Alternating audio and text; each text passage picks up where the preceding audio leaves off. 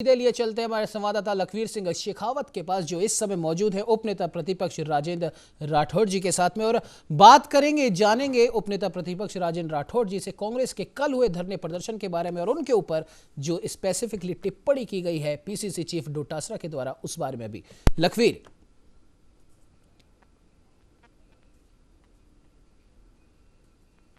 जी बिल्कुल।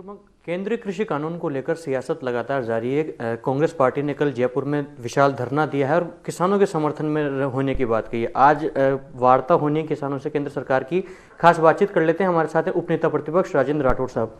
राठौड़ साहब, कांग्रेस लगातार कह रही है कि ये तीनों कानून किसानों के विरोध में लाए गए हैं और उनको अपने पक्ष में लामबंद करने की कोशिश कर रही है। क्या कहना चाहेंगे कल के धरने के बारे में? तीनों कानून वो कानून है जिनको 2018 के लोकसभा के चुनाव में कांग्रेस पार्टी ने अपने घोषणा पत्र में इंदराज करके देश के लोगों को विश्वास दिलाया था कि अगर उनका शासन आ जाएगा तो वो तीनों कानून जो विश्व के सबसे लोकप्रिय नेता नरेंद्र मोदी जी ने लोकसभा और राज्यसभा से पारित कराए, वो कानून वो बनाएंगे। जनता ने उन्हें मौका नहीं दिया। खिस्तियानी बिल्ली खंबा नोचे, ये कहावत कांग्रेस पार्टी पर सीधी चिरतार्थ नजर आती है। कांग्रेस पार्टी के तत्कालीन प्रधानमंत्री मनमोहन सिंह जी ने जिन कृषि कानूनों के बारे में अपने कार्यकाल के अंदर जो समिट हुई थी, एग्रीकल्चर समिट 2005 के अंदर, 2007 के अंदर उन्होंने खुली पैरवाई की, आज उन्हीं में यू टर्न लेके विरोध कर रहे हैं। वैकल्पिक कानून है। कानून किसान चाहे तो इन कानून के अंतर्गत मंडी की चार दीवारों से आज़ाद होकर बाहर अपनी फसल को बेच सकता है, और किसान चाहे तो आज जो मौजूदा व्यवस्थाएं हैं एपीएमसी एक्ट के तहत मंडियां, उसमें मंडी टैक्स देकर, सेस देकर, आड़त देकर अपनी फसल को विक्रय करे। एक वैकल्पिक व्यवस्था के नाम पर इतना हो हल्ला मचाना और किसान को गुमराह करने की कोशिश करना निश्चित तौर पर दुर्भाग्यजनक है। किसान के कंधे पर बंदूक रखकर कांग्रेस जिस प्रकार की राजनीति कर रही है उससे कांग्रेस कामयाब नहीं होगी। भारतीय जनता पार्टी लगातार कह रही है कि कांग्रेस के घोषणा पत्र में भी ये बात थी, लेकिन कांग्रेस इस बात को पक्षधर नहीं है और लगातार कन्नी काट रही है। इसको लेकर आप क्या कहेंगे? देखिए, अपनी बात को कहकर मुकरना और घोषणा पत्र में घोषणाएं करके भूल जाना कांग्रेस की पुरानी आदत है। इसलिए जनता ने उन पर विश्वास नहीं किया। कभी इस देश के अंदर पूर्व पश्चिम उत्तर दक्षिण में शासन करने वाली कांग्रेस आज सिमट कर एक कोने में खड़ी हो गई। अपने इतने भी सांसद नहीं जिता पाए कि वो लोकसभा के अंदर प्रतिपक्ष का ओहदा प्राप्त कर सके।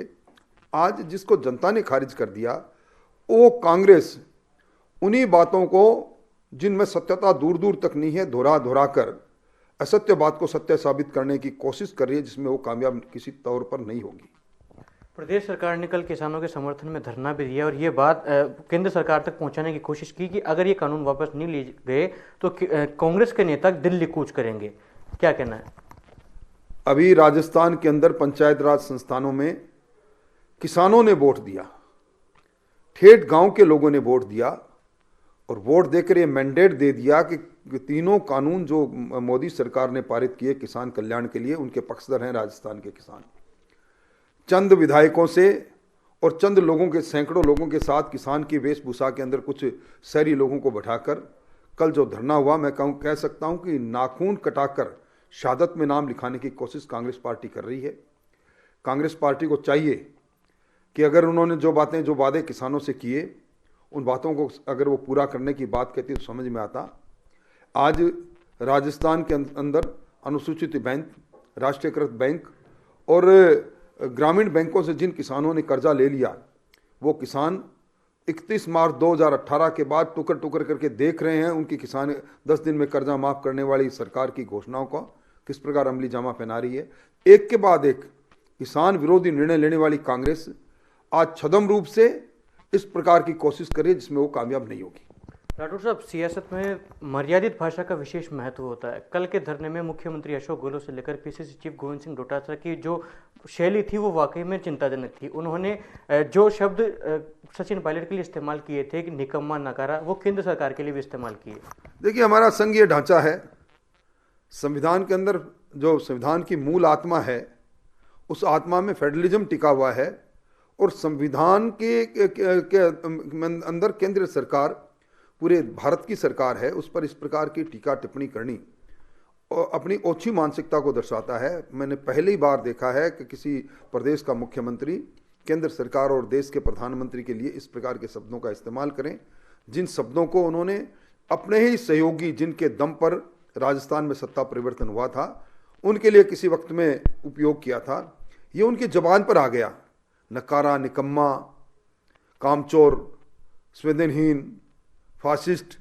इसलिए इन शब्दों का जब वो प्रयोग करते हैं तो उनको शायद शाब्दिक अर्थ मालूम नहीं है और मैं समझता हूँ मर्यादाहीन शब्दों का प्रयोग करना एक मुख्यमंत्री स्तर के व्यक्ति को और एक संगठन की अगुवाई करने वाले कांग्रेस के प्रदेश अध्यक्ष को शोभा नहीं देता। बाकी उनकी मर्जी है, जनता देख रही है और जनता इन सारे शब्दों को जिस प्रकार ले रही है मौका आने पर वोट की चोट से इनको सीधा भी करेगी।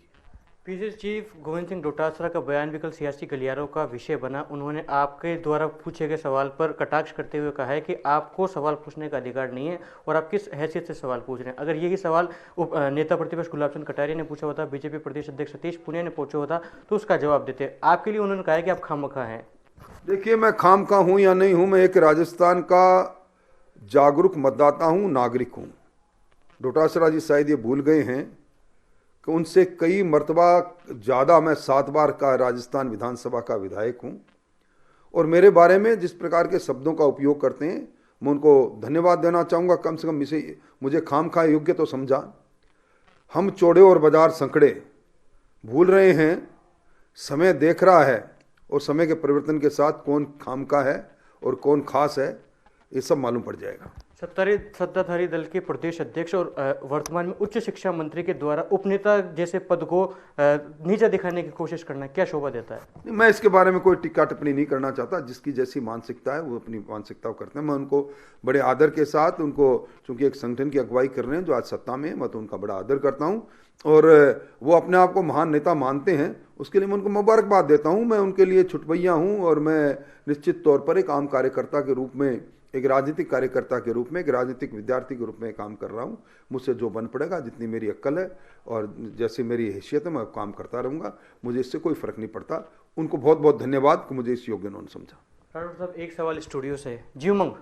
जी बिल्कुल लखवीर, राजेंद्र राठौड़ साहब से हम ये पूछना चाहेंगे कि जिस प्रकार से कोविड वैक्सीन के बारे में जितनी भी विपक्ष जो अफवाहें फैला रहा है, जो तरह तरह की अपनी प्रतिक्रिया दे रहा है और उसे कई दलों के नेताओं ने बीजेपी की वैक्सीन करार दे दिया है। जैसे अखिलेश यादव का भी बयान सामने आया था कि ये बीजेपी की साजिश है। फिर कांग्रेस नेता राशिद अलवी का बयान सामने आया कि ये पूरे संपूर्ण विपक्ष को जनसंख्या नियंत्रण के हिसाब से नपुंसक बनाना चाहते हैं। तो वैक्सीन को लेकर तरह तरह के जो बयान, जो अनगढ़ंत बयान जो सामने आ रहे हैं, उसके बारे में क्या कुछ कहना है राठौड़ साहब का?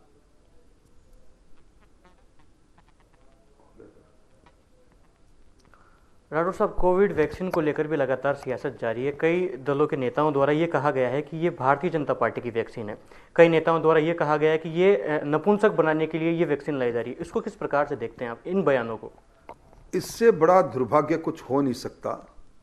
एक वैश्विक महामारी से कोई सरकार नहीं, आम जनता को लड़ना पड़ रहा है और उस वैक्सीन, जिस वैश्विक महामारी कोरोना की वैक्सीन का बड़ी बेसब्री से लाखों लोग काल कलवित होने के पश्चात उसका इजाद हुआ। वैज्ञानिकों को धन्यवाद देने के अलावा इस प्रकार की बातें कहना, भारतीय जनता पार्टी की वैक्सीन नहीं, ये मानवता को बचाने की वैक्सीन है। नपुंसक हो जाएंगे, इस प्रकार के शब्दों को उछालकर जनता में भ्रम पैदा करना, ये समाज के दुश्मनों का काम है। इस प्रकार के बयान तो शायद हमारे पड़ोसी मुल्क पाकिस्तान के प्रधानमंत्री भी हमारे प्रधानमंत्री के लिए, इस वैक्सीन के लिए नहीं देंगे। मुझे समझ में नहीं आता किस प्रकार की मानसिकता का परिचय इस प्रकार के बयान देने वाले जिम्मेवार व्यक्ति दे रहे हैं। मैं इनकी भर्त्सना करता हूं और मैं ही नहीं, जिस किसी भी समझदार आदमी ने इन बयानों को पढ़ा है, सुना है, वो कड़ी भर्त्सना करते हैं, निंदा करते हैं। ये निंदनीय काम है। बहुत बहुत शुक्रिया। तो ये थे उपनेता प्रतिपक्ष राजेंद्र राठौड़ साहब, जिन्होंने साफ तौर पर किसान आंदोलन को लेकर, किसान कानूनों को लेकर कांग्रेस द्वारा जो समर्थन में धरना दिया गया है उसकी आलोचना करते हुए कहा है कि कांग्रेस पार्टी सिर्फ और सिर्फ पाखंड और आडंबर का काम करती है।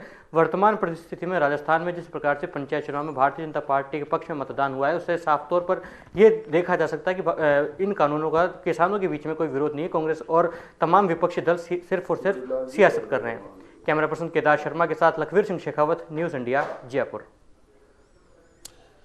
यह आपने देखा कि उपनेता प्रतिपक्ष राजेंद्र राठौड़ साहब ने कल हुए कांग्रेस के धरना प्रदर्शन पर अपनी प्रतिक्रिया दी। साथ ही साथ कोविड वैक्सीन को लेकर भी जो तरह तरह की बातें जो विपक्ष के द्वारा की जा रही हैं उस पर भी अपनी प्रतिक्रिया देते हुए उन्होंने कहा कि ये कोविड वैक्सीन किसी सरकार की, किसी दल की नहीं है, बल्कि ये देश के वैज्ञानिकों के द्वारा बनाई गई ये वैक्सीन है और इस वैक्सीन के बारे में इस तरह की बातें करना हमारे देश के वैज्ञानिकों का अपमान है। खैर, इस बुलेटिन में फिलहाल इतना ही। देश दुनिया की तमाम खबरों को जानने के लिए आप बने रहिए हमारे साथ और देखते रहिए न्यूज़ इंडिया।